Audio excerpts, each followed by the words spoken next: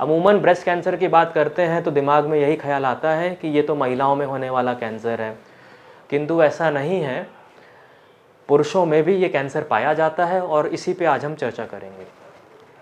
कहने को तो पुरुषों में स्तन का फॉर्मेशन नहीं होता है, पर अगर एम्ब्रियोलॉजिकली देखें, अर्थात कि जैसे एक मनुष्य की उत्पत्ति होती है माँ के पेट में, उस तरह से देखें तो पुरुषों में भी ब्रेस्ट की कुछ टिश्यूज़ रूडिमेंट्री अर्थात एकदम अर्ली स्टेज की कुछ ब्रेस्ट टिश्यू निप्पल के पीछे में होती है।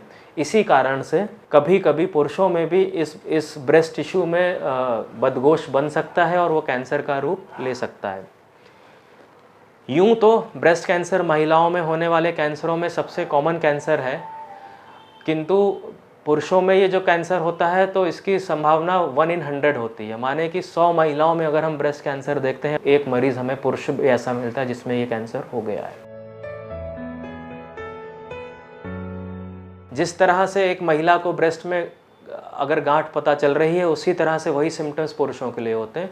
अगर निप्पल के पीछे में कोई टाइटनेस है, कोई गांठ लग रही है, निप्पल या आसपास की खाल में कोई बदलाव है कि खाल मोटी हो गई है, उस पर डिम्पल पड़ गया है, निप्पल भीतर में चला गया है, या निप्पल से कोई स्राव हो रहा है, ये सब के सब सिम्टम्स हो सकते हैं ब्रेस्ट कैंसर के।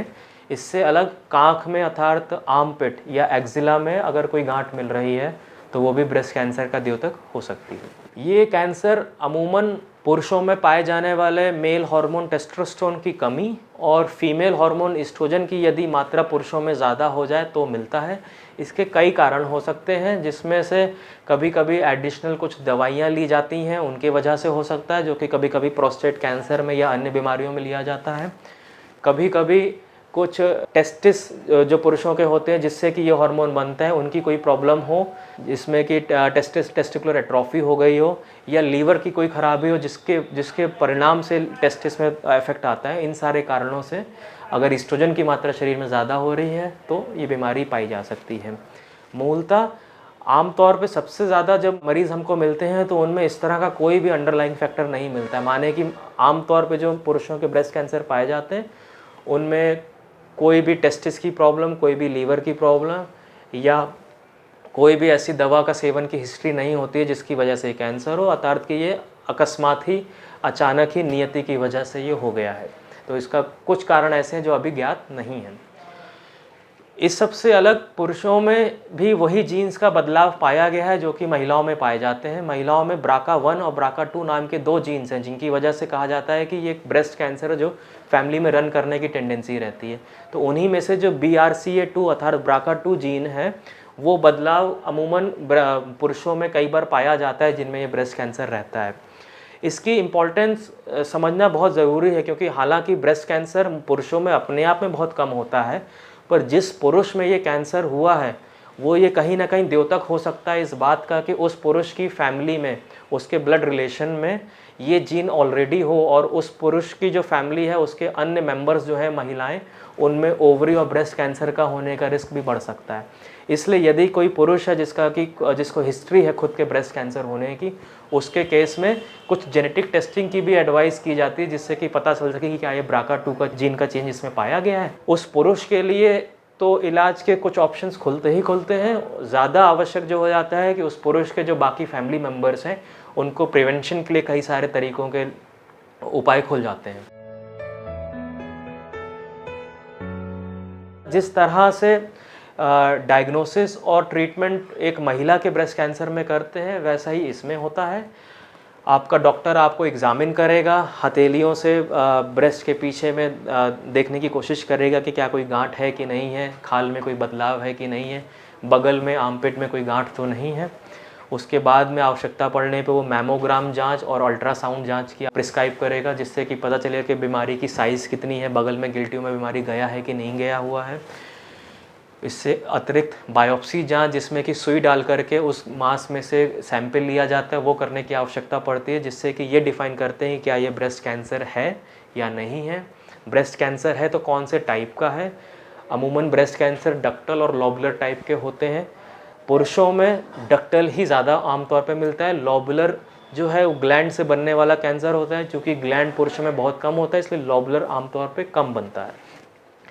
इससे अतिरिक्त बायोप्सी पर ही सबसे इम्पॉर्टेंट जांच आज की तारीख में, जो कि इम्यूनोहिस्टोकेमिस्ट्री बोलते हैं, जिसमें ईस्ट्रोजन प्रोजेस्टेरॉन नाम के 2 फीमेल हार्मोन्स के रिसेप्टर्स और HER2 नाम का एक अन्य रिसेप्टर होता है, इनकी जांच की जाती है। इन टाइप्स के बिना पर ब्रेस्ट कैंसर को 4 अलग अलग टाइप्स में बांटा जाता था।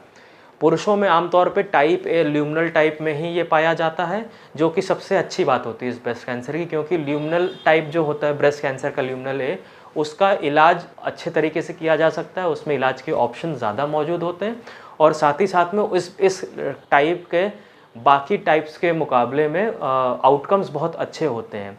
तो एक बात जो पुरुषों के ब्रेस्ट कैंसर के लिए अच्छी है वो यही है कि ये ल्यूमिनल टाइप का कैंसर होता है और इसके आउटकम्स अच्छे होते हैं। वहीं उससे अलग जो बुरी बात पुरुषों के ब्रेस्ट कैंसर में है वो ये होती है कि चूंकि पुरुषों में ब्रेस्ट की मात्रा बहुत कम होती है ब्रेस्ट के टिश्यू की, इसलिए जब तक वो डायग्नोस होता है आमतौर पे तब तक वो ऑलरेडी फैला हुआ कैंसर होता है, वो खाल तक को पकड़ लेता है, तो माने कि T4 डिजीज़ तक पहुंच जाता है। एक चीज़ मैं जो और बताना चाहूँगा, कई बार पुरुषों का ब्रेस्ट का इनलार्जमेंट होता है जो कि कैंसर से अलग बिनाइन होता है, जिसको कि गायनेकोमेजिया बोलते हैं, अर्थात पुरुषों में निप्पल के पीछे की जो टिश्यू है उसकी मात्रा बढ़ जाती है।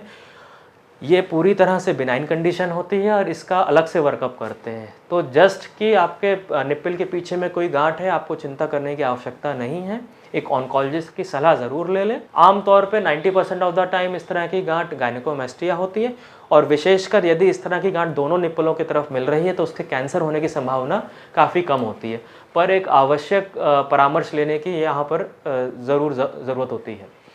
अगर हम इन जांचों से अलग बात करें, कभी कभी बायोप्सी से अलग कुछ स्टेजिंग जांचें की जाती हैं, जिसमें कि ये तय किया जाता है कि ये बीमारी ब्रेस्ट से निकल के अन्य किसी अंगों में जैसे कि लंग, लीवर और बोन में तो नहीं चली गई है, तो उसके लिए आवश्यकता अनुसार होल बॉडी पेट CT स्कैन या CT स्कैन छाती का, पेट का, या अल्ट्रासाउंड और बोन स्कैन, इस तरह की जाँचों की आवश्यकता पड़ती है, जिससे कि आपका डॉक्टर ये डिसाइड करता है कि इस बीमारी का स्टेज क्या है।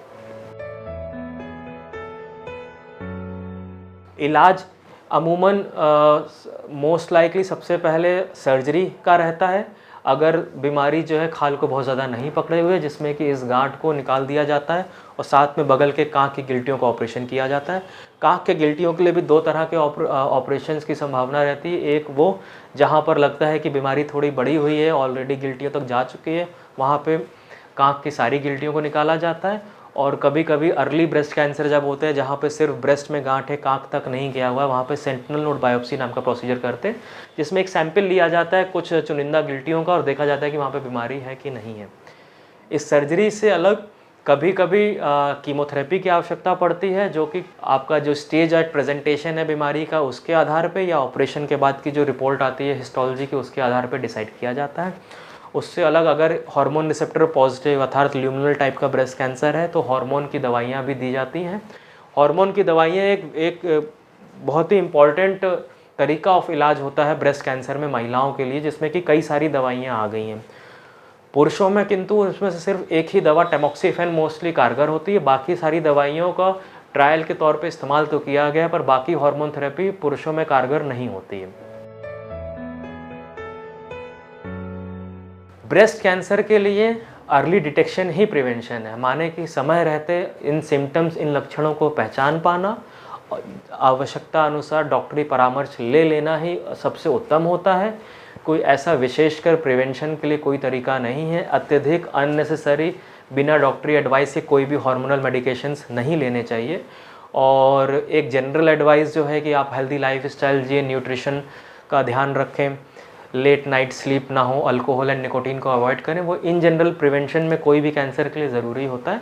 पर when it comes to breast cancer, specially for male breast cancer, जागरूकता ही ज़रूरी है। इग्नोरेंस में ना रहें कि नहीं मेरे को ये कैंसर नहीं हो सकता है।